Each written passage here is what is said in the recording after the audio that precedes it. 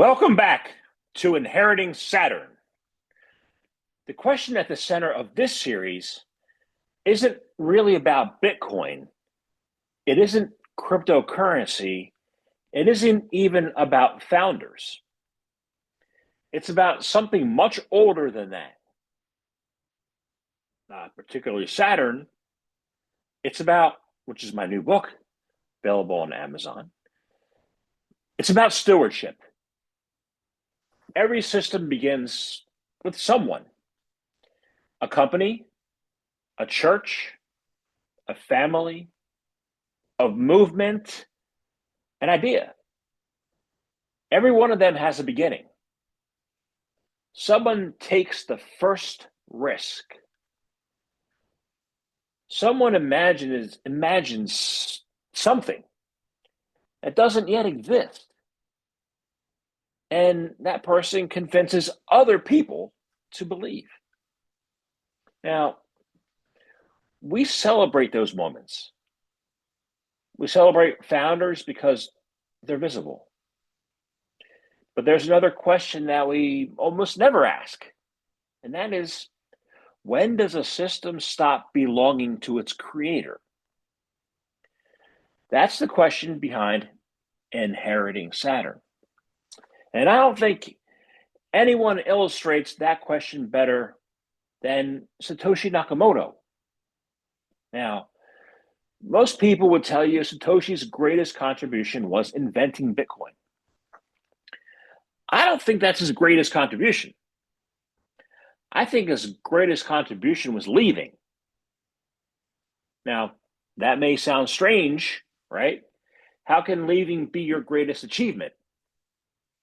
Well, the moment that Satoshi disappeared, Bitcoin faced the question that every successful system eventually faces.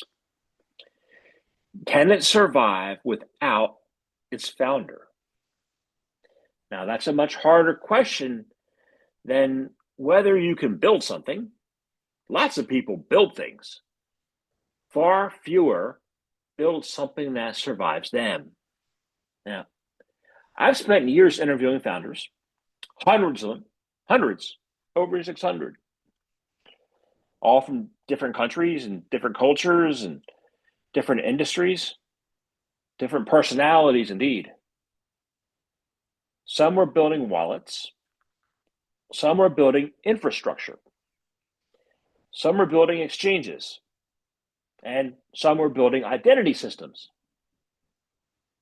Some were building entirely new financial models. The products were different, and the personalities, too, were different. But underneath every conversation was the same challenge. How do you build something that doesn't require you forever?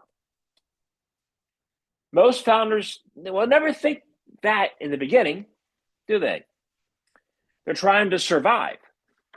They're trying to hire people, raise capital, ship products, fix bugs, keep their customers happy. Their company needs them every single day. That's normal.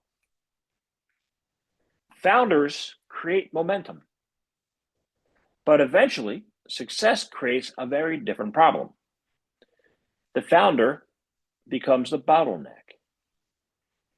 Every important decision flows through one person. Every disagreement waits for one opinion. Every crisis requires one voice. Without realizing it, the founder becomes the system. Now, that's dangerous because people don't last forever. Imagine if Satoshi had stayed just for a minute. He's disappeared right away, but imagine he stayed. Imagine every protocol debate ended with people asking, what does Satoshi think? Imagine every disagreement, and there's been plenty of them over the life of Bitcoin, waiting for his approval. Or imagine every conference, crypto conference, trying to book him. And every news story trying to quote him. Or actually quoting him or making up the quotes as they went along. On a darker note, imagine every government subpoenaing him, or every lawsuit naming him. Bitcoin would have been decentralized technically, but socially, perhaps no. There would always be one more person whose opinion mattered more than everyone else's. One more authority, one more king. Instead, there wasn't. People often think decentralization is just a technical achievement. Nodes, mining, consensus, hash rate, code, those things certainly matter. But decentralization is also social.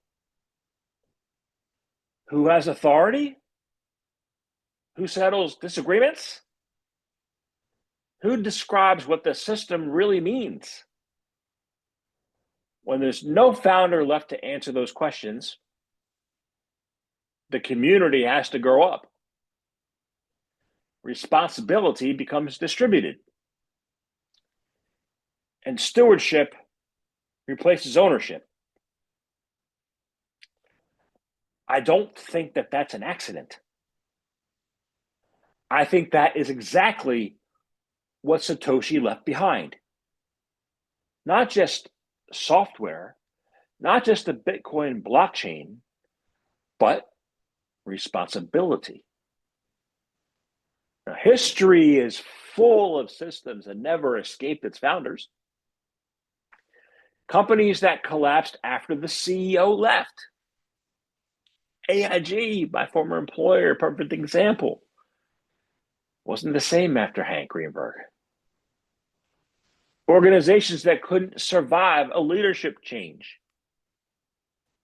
Movements that disappeared because one charismatic leader was gone.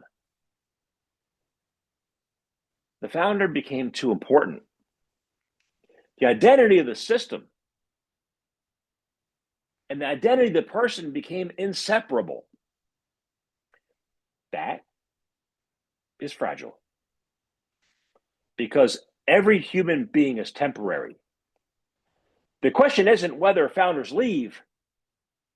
Every founder leaves. Eventually, some retire, some sell, some die. Some simply walk away. The only real question is what happens next. This isn't not just about Bitcoin. And it's about open source software too. It's about businesses and governments and churches, nonprofits and families. Even families eventually ask the same question: when parents are gone, do the values remain? Or do the values that the parents raised you believing in only belong to the parents? Every human system, everyone inherits something. The question is whether it inherits enough to continue. One of the reasons why I wanted to write Inheriting Saturn is because I kept seeing this pattern, not just in crypto, but everywhere. The founders I interviewed weren't simply building products. They were building cultures, decision-making frameworks, ways of thinking. values. The best founders weren't trying to make themselves indispensable forever. They were trying to create something that could stand without them. That's stewardship. Stewardship is not control, it's preparation. It's creating conditions where other people can continue the work. The title Inheriting Saturn wasn't chosen because Saturn, the planet, sounds mysterious. All right? Saturn represents time, legacy, responsibility, inheritance. Every founder eventually reaches the point where they have to decide whether they're building something they own or something they'll eventually hand to someone else. Most people spend their lives asking, how do I build something? I'm more interested in another question. That question is, what survives after I'm gone? Those are very different questions. One is about creation, and the other is about legacy. So when I look at Satoshi, I don't just see the inventor of Bitcoin. I see someone who understood that there comes a moment when the founder has to step out from the center of the story. Not because the founder stops mattering, because the system has to matter more than the founder. That's a very incredibly difficult decision, especially when the world wants to celebrate you, or when everyone wants your opinion, or especially when everybody wants you to lead them forever. Satoshi, he refused all of it. Whether that was the plan from the beginning or not, we'll probably never know. What we do know is that Bitcoin had to learn how to exist without him. And maybe that's why it still does. So I'll leave you with the same question I've been asking myself while completing this book, which is now live on Ingram Spark and anywhere you find your favorite books, really. If you disappear tomorrow, would your work survive? Would your company continue? Would your family remember your values? Would your community know what mattered to you? And would the people around you inherit your principles or just your memories? Because eventually, every founder leaves.